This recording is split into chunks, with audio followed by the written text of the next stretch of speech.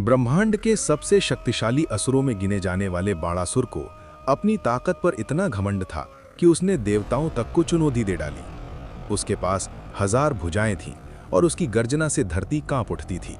शक्ति पाने के लिए उसने वर्षों तक भगवान शिव की कठोर तपस्या की। उसकी तपस्या से प्रसन्न होकर भगवान शिव उसके सामने प्रकट हुए और वरदान मांगने को कहा।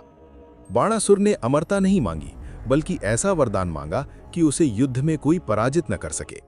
भगवान शिव ने उसे वरदान तो दे दिया, लेकिन साथ ही एक चेतावनी भी दी। उन्होंने कहा, जिस दिन तुम्हारे महल का विजय ध्वज अपने आप टूटकर गिर जाएगा, उसी दिन तुम्हारे विनाश की शुरुआत होगी। वरदान मिलते ही बाणासुर का अहंकार आसमान छूने लगा।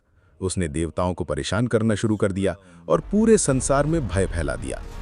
धीरे धीरे उसका घमंड इतना बढ़ गया कि वो खुद भगवान शिव से शिकायत करने लगा कि अब उसे कोई योग्य शत्रु नहीं मिलता। समय बीतता गया और एक दिन उसकी पुत्री उषा को भगवान श्री कृष्ण के पौत्र अनिरुद्ध से प्रेम हो गया। जब बाणासुर को ये बात पता चली तो उसने क्रोधित होकर अनिरुद्ध को बंदी बना लिया। ये समाचार सुनते ही भगवान श्री कृष्ण विशाल सेना लेकर युद्ध भूमि में पहुंचे। उसी रात बाणासुर के महल पर लगा विशाल विजय ध्वज अचानक टूटकर नीचे गिर पड़ा।